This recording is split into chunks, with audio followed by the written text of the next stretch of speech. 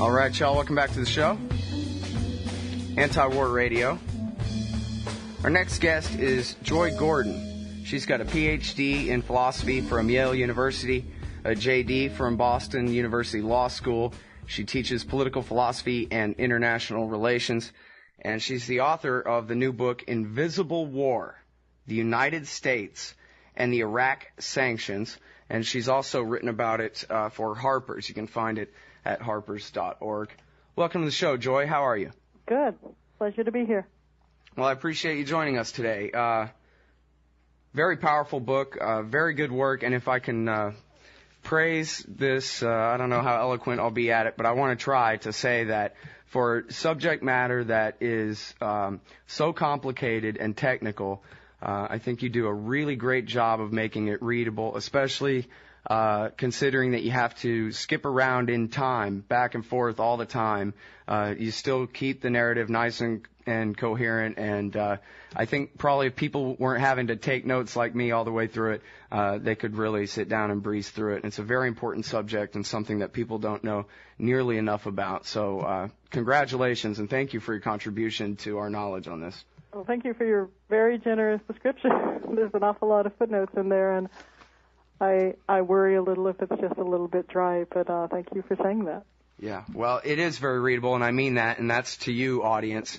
This one actually goes on your list of books that you get recommended that you actually read rather than the ones that you just get recommended and never get to, which I know we each have both kinds, but that's the way it is. All right, so now, I'm sorry, let's not waste any more time on this. Let me play a very short clip that many are familiar with, but too many are not, of the former Secretary of State, Madeleine Albright, with Leslie Stahl on 60 Minutes. We have heard that 500,000 children have died. I mean, that's more children than died in Hiroshima. And is the price worth it? I think this is a very hard choice, but we think the price is worth it. And now we know that she has apologized for saying that, but has never apologized for the policy, and the policy in question, of course, being the blockade, the sanctions against Iraq in the 1990s, inherited by Bill Clinton from George H.W. Bush. And I think the first thing to get to here is the completeness of these sanctions, which I think was the thing that I learned first and foremost from this book was that the sanctions against Iraq were on virtually all international trade.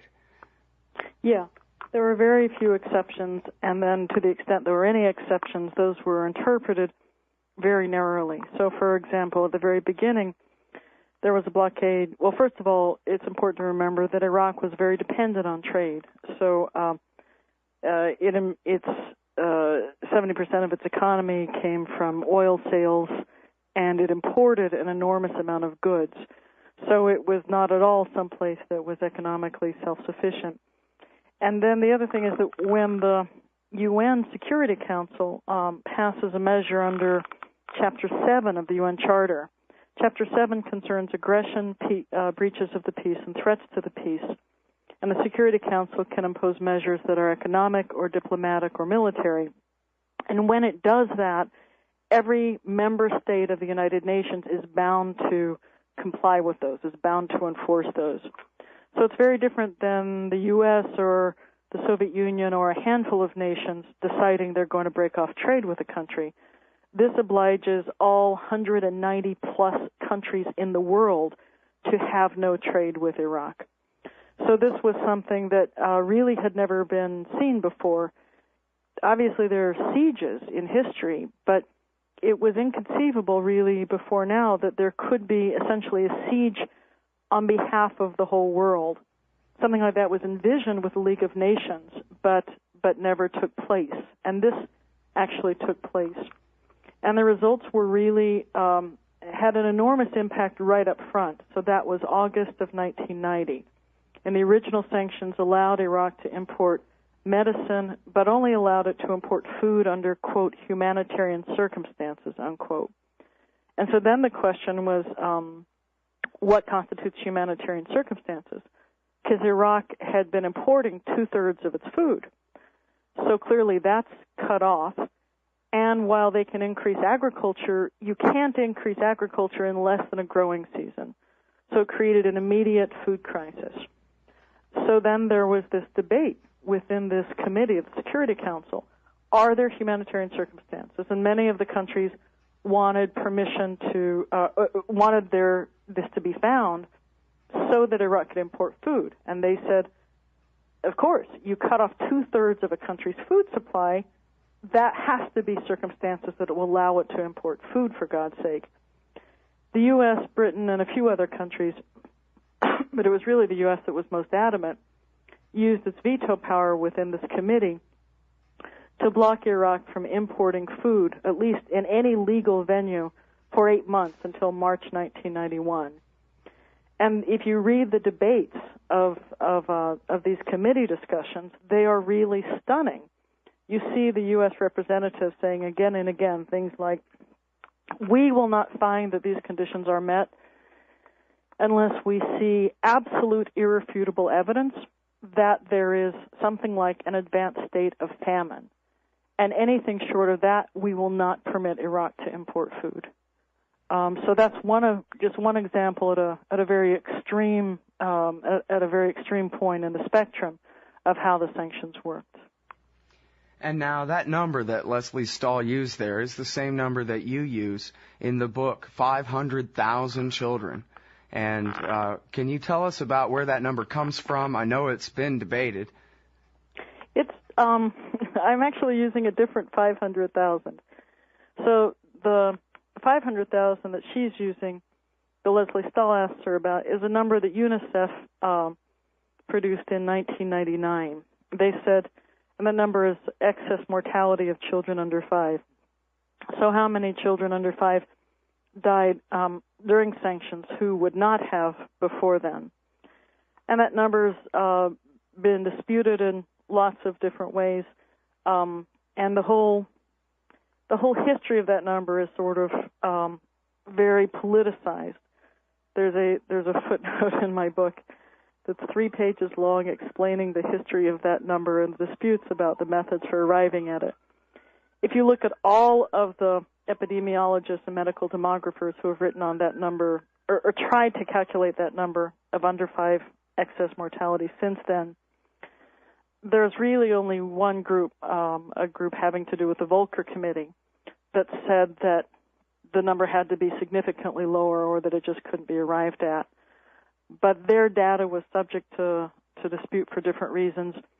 And if you look at all of the other reports, all of the other findings, you can pretty much say, at least according to the best statisticians who've worked on this, that the number is you can say it's somewhere around 500,000 for all child mortality over the course, under 5 child mortality over the course of the whole sanctions regime, which is 1990 to 2003, and that number is a careful and solid number.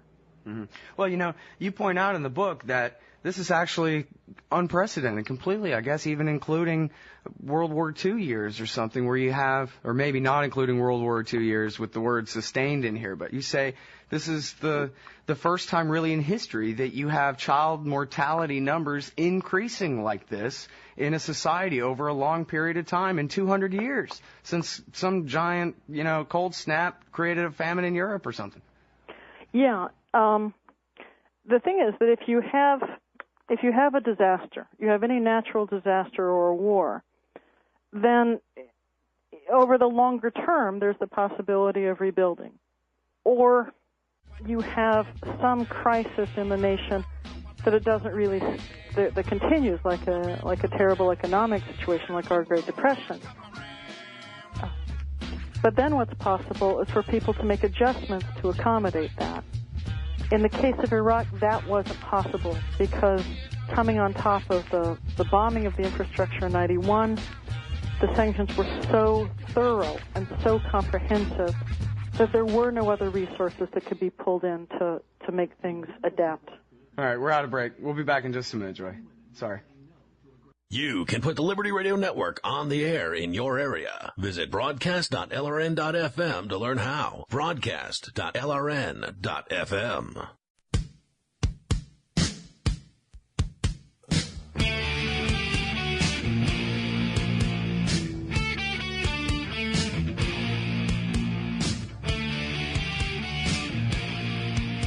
All right, everybody, welcome back to the show. It's Anti-War Radio. Talking with Joy Gordon. She's the author of the book Invisible War, the United States and the Iraq Sanctions, about the pre-invasion era, post-Desert Storm, the Clinton years. And we were talking about the humanitarian situation under the sanctions. Of course, the Iraqi state was smashed in the first Gulf War, including their sewage and their water and their electricity. And then, as we were discussing, the reason that the child mortality rate was unprecedented for that kind of sustained period of decline of the survival rate of babies was because they were unable to rebuild any of their infrastructure due to the near total blockade in the 1990s. And now, I guess we need to kind of, if you want to address anything left unsaid about that, Joy, that'd be fine. Otherwise, I guess we can get into how it got like this and the dual policy of containment and regime change at the same time, and how the bureaucrats put themselves in the position of enforcing such a policy on the people of Iraq for so long. Sure. Well, let me just sort of tie up this other piece for a bit. There was a UN Secretary General envoy that went to Iraq in 1991, one in March and one in July.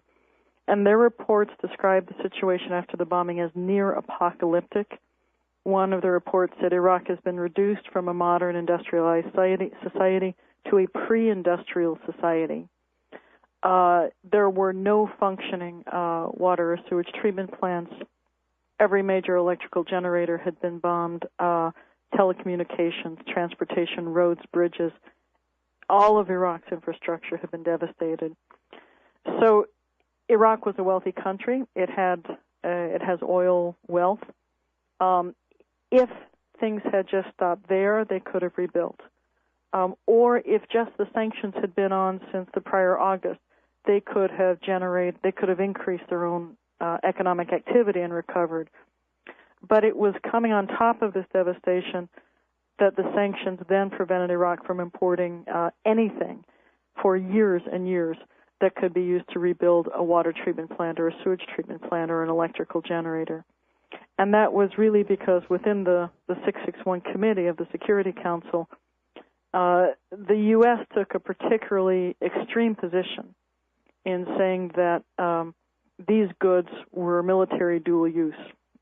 And so this may get a little into your second question about the containment and how that worked. Well, let me just mention real quickly, parenthetically here, that you say in the book that their GDP went from $62 billion a year in 1989 to just $10.8 billion in 1996. So, again, they import two-thirds of their food. Their entire economy is completely dependent on oil sales, and the U.S., by way of the United Nations, was simply strangling that entire society. Yeah, that's certainly true. And that was an explicit goal of the U.S. administrations. It was to impoverish the state, to break Saddam Hussein's regime, and also to impoverish the state so badly that it could not rebuild its military and present a threat to its neighbors. That was the reasoning. But in the course of impoverishing the state, then the state also can't do anything else. And in this case, the state was how electricity was provided to the country, how water was maintained throughout the country, how roads and bridges were maintained. So if you break the back of the state as a whole in order to contain Saddam Hussein, you also break everything that's needed. You also make everything that's needed to sustain human life in a modern society dysfunctional. Well, let's talk about the contradictory nature of the kind of dual policy here, where on one hand, they're containing Saddam Hussein, they're trying to make him comply with all these Security Council resolutions, presumably, and yet on the other hand, they're saying they'll never lift the sanctions until we have regime change, which at the same time, of course, took away any incentive that he had to comply with them from then on. Yeah, and there's a few points where you see U.S. administrations acknowledging that the very process that they say is supposed to create incentive for disarmament in Iraq, in fact, is going to make it very unlikely that Iraq will ever comply with the demands. The other problem is that under the UN Charter, well, let's say there's two other problems. The first one is the Security Council resolutions don't talk about regime change. They don't ever say, we demand that Saddam step down. And so there was, from the beginning, a conflict between the U.S. Goal in this and the Security Councils. And it's not even clear that the Security Council could demand regime change, because the way that the Charter works is that it recognizes pretty much as an absolute the sovereignty of each nation. And that's Article 2. And sovereignty is defined in two ways. One is your territorial boundaries, and the other is the right to have a political system without interference. So however good or bad that is, that's fundamentally about the autonomy of the nation. And it's not clear that the Security Council could ever demand that a regime end or demand that someone step down. But in any case, they certainly didn't do that. And there's lots of resolutions where they repeat, we recognize the sovereignty of Iraq. So that put the U.S. in this sort of odd position in regard to the Security Council, where the U.S. was in a position to, because of the veto power, to prevent the goods from going into Iraq and to prevent the sanctions from being lifted through something called the reverse veto. But that was in contradiction with what are the resolutions themselves. So you ended up with this odd situation where the U.S. had a goal, which kind of, in effect, became the goal of the Security Council, although that was certainly never by its choice, and it looks as though it could not legally have chosen to do that. Mm-hmm. In a sense, it's sort of like the fight over enumerated powers versus implied ones in American history and our Constitution, right? Here was the United States as the Federalists, insisting that the UN Security Council can basically do what it wants, even if it's not in the Charter. It doesn't say that ever. It just is the case that through different kind of procedures within the committee, that's what ends up being taking place. Right, on a de facto base there. Now, talk about that reverse veto. What does that mean? Well, a reverse veto is an interesting thing. It happens when the Security Council imposes. So I'm guessing all of your listeners know that the Security Council of the UN is a counter-majoritarian body. It's you're going to have to make this one quick. Sorry. Okay. There's the bumper music.